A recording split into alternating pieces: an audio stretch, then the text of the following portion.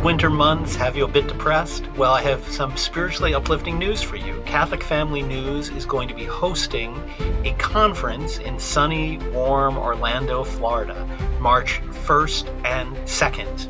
The theme of the conference is the global conflict between Christ's plan for peace and the devil's plan for disorder.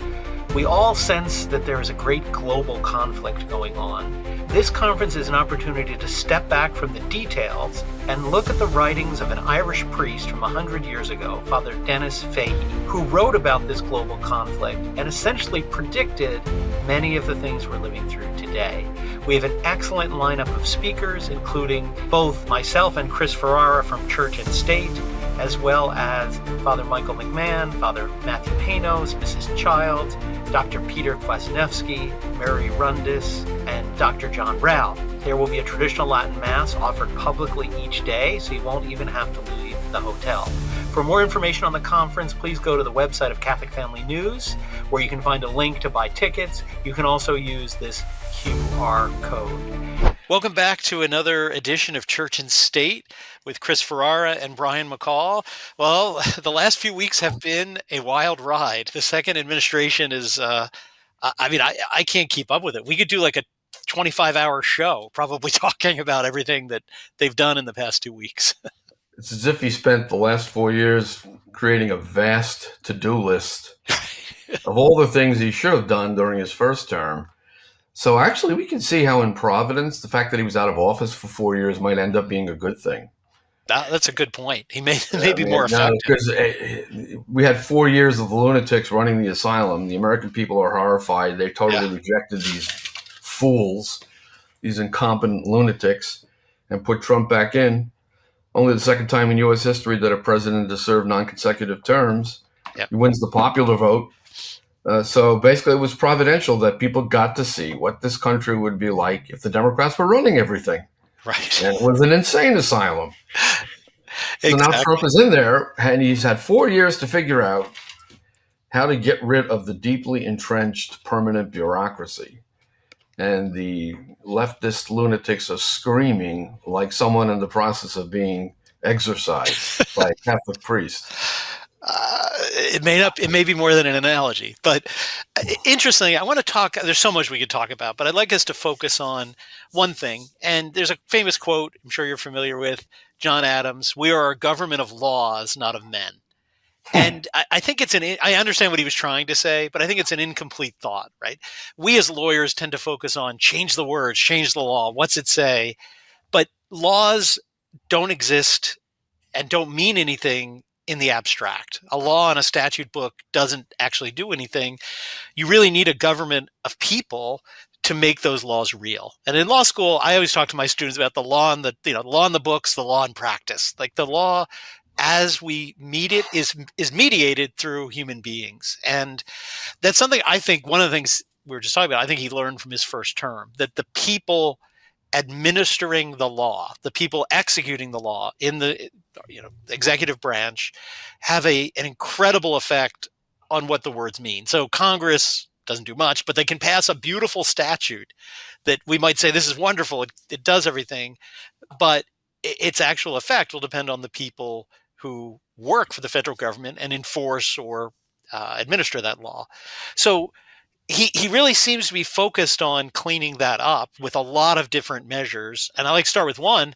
He's trying to basically get rid of people. He's offered buyouts to people to leave their job. Over 20,000 have apparently accepted them. Do you think a mere drop in the bucket? A mere drop in the bucket next to millions, but still, what do you think about his efforts to fundamentally change who works for the executive branch and deal with entrenched conflicted interests there? Well, this reminds me of the conundrum that's as old as Plato and Socrates. You need good men to make a good state, and you need a good state to make good men. Yeah. So how do you break the vicious cycle we've been in of bad people creating a bad state? Well, I guess you have to start with the people, and that's what he's doing. He's looking for a way to get rid of these bureaucrats who think they're running the country and who are, frankly speaking, evil people. Maybe not subjectively guilty of evil. Maybe they think they're doing good. But what their policies are evil, their behavior is evil, and the result has been 4 years of absolute insanity. So his strategy is replace these dangerous characters with like-minded people. And within the constraints of the American system, we're going to get, we're not going to get Catholic saints in making, but we're going to get reasonable people, as Trump has said, and this is an amazing rhetorical triumph. We are the party of common sense. So now he has appropriated common sense, which leads the Democrats to argue against common sense. Which they're good at doing. Yeah. So he wants people who are commonsensical, again, within the constraints of the American way, which allows for all kinds of things that are actually abominable. But this is always, as always, is a question of the mitigation of harms. Now, this is the first time we've seen substantial mitigation efforts at the federal level. This actually goes beyond mere mitigation to a radical cleansing of a bureaucracy that is utterly corrupt and evil, to be replaced with American common sense type people. And again, they're not going to be saints in making, but at least it will go a long way toward a restoration of sanity if he succeeds in rooting these people out of the bureaucracy. Just look at the scandal with the U.S. aid department. I mean, that had become a coven of LGBTQ activists. And I read an article saying that when Doge agents were approaching to scrutinize the affairs of U.S. aid, people were hiding books. They were taking down their gay flags. They were trying to delete everything from the servers that could incriminate them, because this was basically had become a nest of people promoting sexual perversion around the world. Well, he definitely seems to understand if you want somebody to do something, there's carrots and sticks. So you're right, the 20,000 is a drop in the bucket, but that's the carrot. He clearly seems willing to use the stick as well. There are reports that he's caused to be fired, hundreds of people at the FBI, prosecutors, the Department of Justice, specifically people who were weaponizing the justice system and either investigating or prosecuting people for things that went against the regime story. So I mean, given there's been a tension in American political history between giving the president full authority to just fire and hire whoever he wants throughout the whole civil service, and giving some protections to career civil service government people, so you don't get that just everybody like Andrew Jackson comes in, everybody's gone, you have a whole new set of people, or Marbury versus Madison when that happened.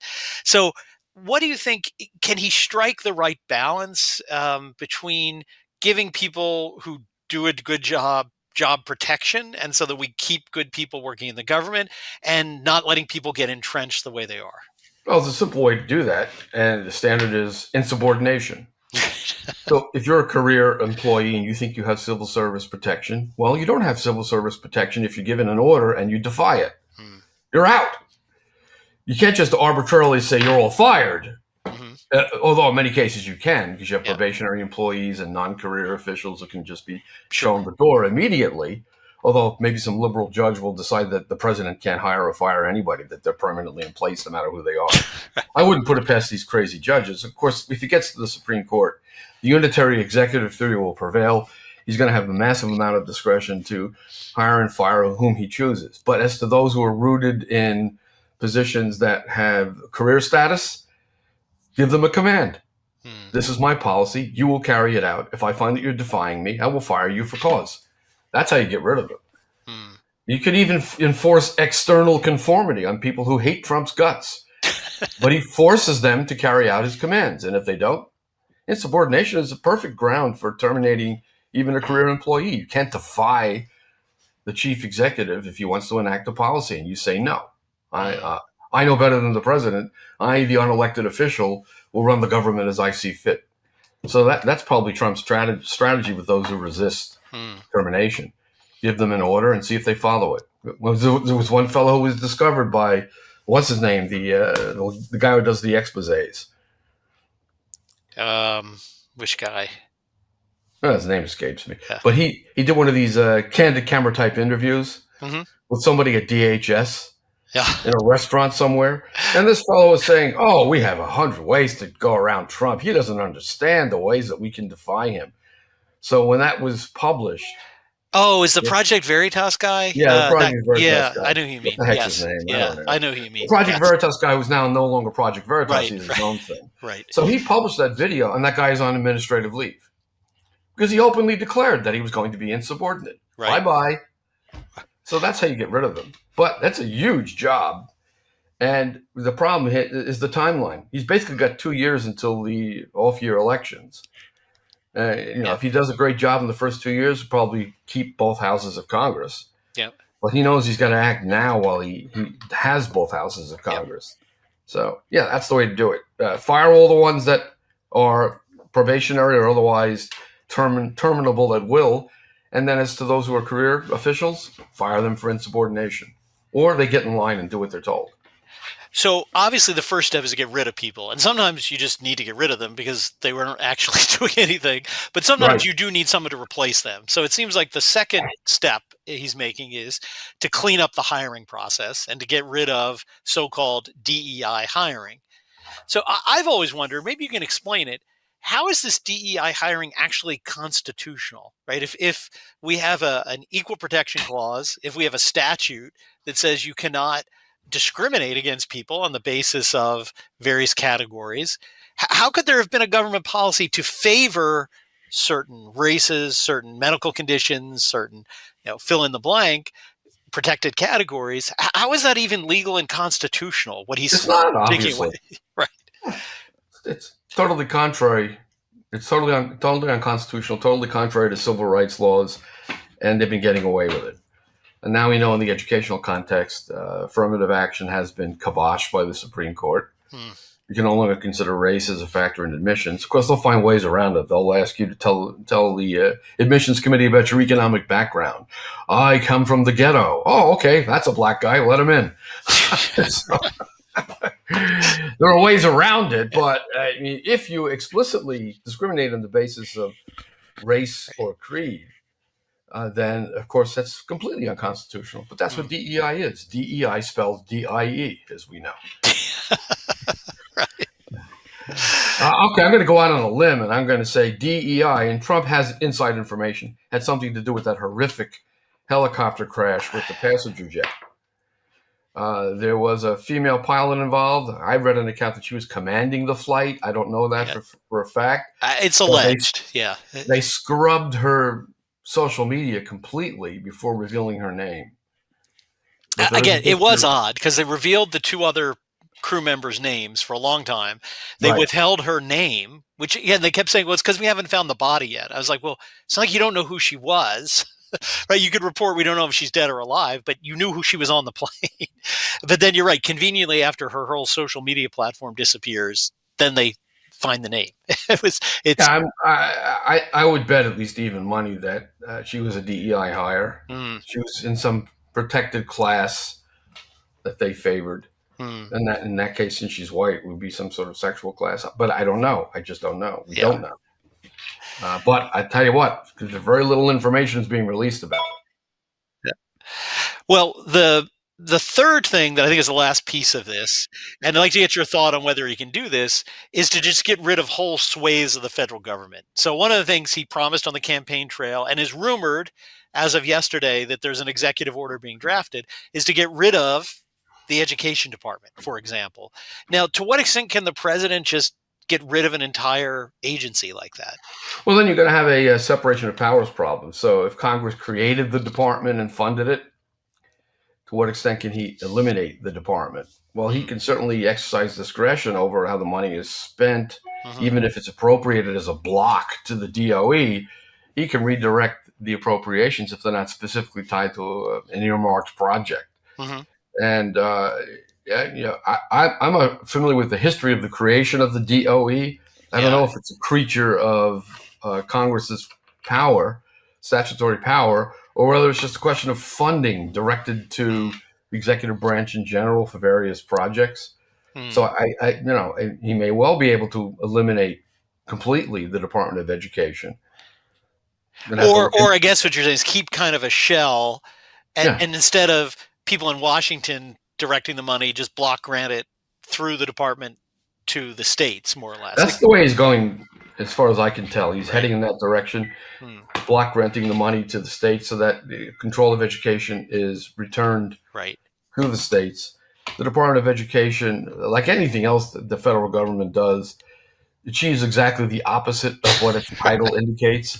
So the Department of Education is actually the Department of Systematic Ignorance. Right.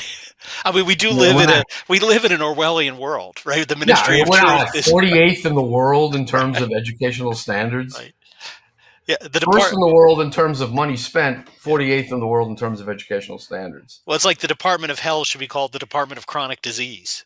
Yeah. That's what it's And been. you could do better with an uneducated layperson in McGuffey's reader than you can with Right. the entire Department of Education. Yeah. Exactly. Well, like I you mean, said, I was taught to read by my grandfather on the kitchen table. right. He took alphabets and spelled out words. Right. Alphabet cereal. You sound them out and you can learn to read in about 5 hours with the Right. phonetic method. But now we have a nation of illiterates thanks to the Department of Miseducation. Exactly.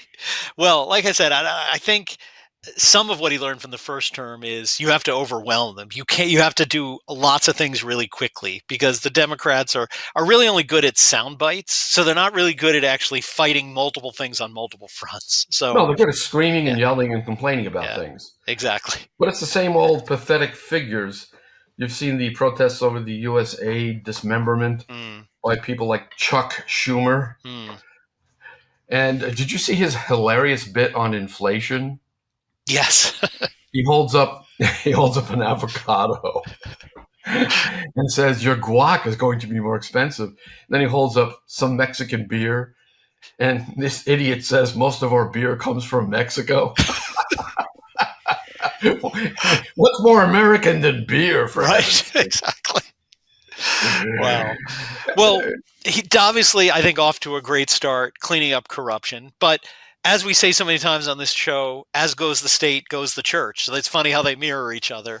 And it's interesting. One of his actions has really put a spotlight, I think, on one of institutional corruption in particularly the American church and the diocesan church. And that is their kind of systematic racket of raking in government money and then essentially twisting Catholic doctrine to support their gravy train. So here I'm talking about immigration. Trump is taking a policy on immigration. He's reduced border crossings. He started to ship people out. And in that process, the U.S. bishops have been pretty unified, with few minor exceptions, with their opposition. Some going so far as essentially saying they're going to break the law and hide people. So, through mostly the vice president, it's come out that they may not be totally disinterested people in this process. For number one, they have taken about $2.9 trillion from the federal government to support programs for illegal immigrants in their diocese. Now, at what point does the Catholic Church cease being a church and become like a UN NGO when it takes $3 trillion for? Is it really 3 trillion? Well, I don't think it's in 1 year, but he says collectively they've been paid over the, think he was talking about over the Biden term, 2.9, uh, did I say trillion? I'm sorry, 2.9 billion. $2.9 billion. That's about right. Yeah. Sorry, He's I said talking about, trillion by mistake. yeah, hundreds of millions of dollars, amounting to billions of Yeah. dollars to resettle immigrants. Well, that's a lot of immigrants. So obviously, what you're going to be doing with that kind of funding for mass migration is bringing in millions of illegal migrants under the guise of so-called charity. About 80% of whom, as far as I can tell, are military-age males. This is really hilarious. They come into this country. I just saw a video the other day of these migrants protesting the crackdown on the open borders by burning the American flag of the country they want to inhabit while raising the flags of the countries they left based on their fake asylum claims. You really can't make this up. So, yeah, the Catholic Church is swimming in hundreds of millions of dollars, totaling into the billions, apparently, according to Vance, to basically foster illegal immigration. And I think of all the people who wait years, 6, 7, 8, sometimes longer, to get a green card, as they call it, which is actually blue. and based on following the rules. So, for example, if you're a specialized worker, sometimes you have to wait 7 years. If you can prove that there's a scarcity of supply of that type of worker, or other types of green cards, you're waiting in line for years. But here are these people walking across the border with the assistance of the Catholic Church through various NGOs and getting free everything. Well, So, yeah, I mean, obviously, and this is going to involve, if children are involved, sex trafficking. well, that's interesting because that's one of the things Trump and people supporting have been saying for years, that this open border flooding people is connected to sex trafficking. And he and others have been called just conspiracy theorist, crazy. This has nothing to do with it. But I mean, it's not saying every single person coming over the border is involved in this, but to what extent Right. do you think there's credible evidence that there is a connection between having a porous border and the rise in this activity? Well, first of all, sex trafficking is a worldwide problem. Sex trafficking involves illegal immigration, Hmm. per se. Yes. So if you open the borders to illegal immigration, aren't you opening the borders to sex trafficking? Hmm. And that's what's going on with not only children, but women who are being raped during their journey to the United States. The sexual abuse of women involved in the trafficking of illegal immigrants is well documented. So this is a horrific scandal. The Catholic Church is receiving hundreds of millions of dollars to facilitate Hmm. the scandal. And then we have a pope who sits in the Vatican and says no one may set foot in Vatican Right. City without being arrested and facing a jail term of 1 to 5 years. Hmm. Utter hypocrisy. Well, do as I say, not as I do, is kind of the motto of his That's the pontificate. liberal way. We have a liberal pope. Yeah. Well, interestingly, it's sort of one level. So there's like you're getting paid, you have a financial interest in having lots of migrants and immigrants so you can, get paid by the government to take care of them, even though your primary mission is salvation of souls, not running shelters. But there's even a darker element alleged. And there's an interesting article over on Substack by a guy named Gene Thomas Gamolka. And honestly, when I read this, it reminded me a lot of Michael Rose's book, Goodbye, Good Men, which is one of the most sickening books I've ever read. I honestly only got 80% through it because I was so just disgusted I couldn't read it, where he documents in the 80s and 90s the essentially sodomite infiltration of the American seminary system. Well, this guy basically takes that analysis to a new level and makes claims based on what he claims are victims who have come forward, that there was sort of a racket going on of US bishops and seminaries bringing in foreign seminarians, so taking advantage of loose immigration laws to bring them in and then essentially exploiting them for sexual exploitation. Why? Because they're vulnerable. So you're here, you have no right to be in the country. We're going to basically take advantage of you, and you have to keep your mouth shut so we can cover it up, or we ship you back to Poland or Colombia or some of the other countries. He alleges. So again, these are allegations. But if this turned out to be true, would it be shocking to you that the U.S. hierarchy was involved in such activity? Not at all. I recall the so-called pedophile summit of 2000 in Rome, which I attended as a journalist. Hmm. And I posed the question to Wilton Gregory at the time in the little auditorium where the press was gathered to hear their explanation for the obvious infiltration of homosexuals into the Catholic hierarchy. And this answer that he gave appeared in the New York Times. And he said something like, it's a constant struggle to keep homosexuals from being the majority of the American clergy. This is what Wilton Gregory admitted before the world at a press event in response to the question that I posed to him. Because the question was, when are you going to enforce the Vatican guideline from the 1960s Right. that people who merely display effeminacy should not be admitted to the seminary because of the problem that would develop if they're living with other men? So that was his answer. And we know now that there's a widespread problem in the church with the infiltration of homosexuals, and that we have the Lavender Mafia in the church, and that Francis seems to be totally devoted to facilitating their operations within the church. He's been nothing less than the greatest gift the gay movement, so-called, in the church has had in its entire bimillennial history. Hmm. Look at who he's appointing to the Vatican bureaucracy. Yeah. Well, look at the Rupna case for one. I mean, Yeah. someone who's excommunicated and punished by his own bureaucracy, and like literally minutes later, he revokes it all and invites the guy to give a preach a retreat in the Vatican. Yeah. Yep. Well, yeah, and the cardinal he appointed as head, Cardinal Zuppi, Yes. head of the Italian Episcopal Conference, Cardinal Zuppi, named president of the conference by Pope Francis. He's openly in the pro-LGBTQ camp. Hmm. And what they're trying to do is normalize activity that even the Catechism of the Catholic Church, promulgated by John Paul II, calls an act of grave depravity. Yes. That's still the teaching of the Church, and always will be the teaching of the Church, because this is a matter of natural law Hmm. that cannot be altered by any kind of papal policy or change in attitudes reflecting the total moral decomposition of what is left of our civilization. I mean, sodomy is contrary to nature.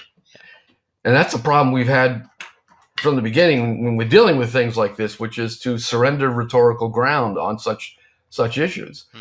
If we had held our ground in the church and said, this is contrary to nature, this is morally wrong, you know in your heart this is a perversion, it cannot be tolerated. You don't put people to death, but you don't tolerate the sin either. Either they are excluded from the seminary, or they will infest the seminaries Hmm. and produce the problem that we have now. There's no question that there's a massive problem with homosexual conduct within the Catholic clergy today. It's only gotten worse since 2000. Well, and again, to come back to this theme of the parallel between church and state, it's really the same process, right? He can say, Francis and his supporters, we haven't changed the catechism, we haven't changed the law, we haven't changed the rule, but the people populating the hierarchy, the seminary rectors, literally can just do the opposite by their behavior, by letting people in, by not, as you said, enforcing the law. So it's the same problem Trump's finding in the bureaucracy that it seems to be riddled up and down the church. So I mean, how does a pope fix this? I guess first of all, you have to have a pope who wants to fix it, which we clearly don't have now.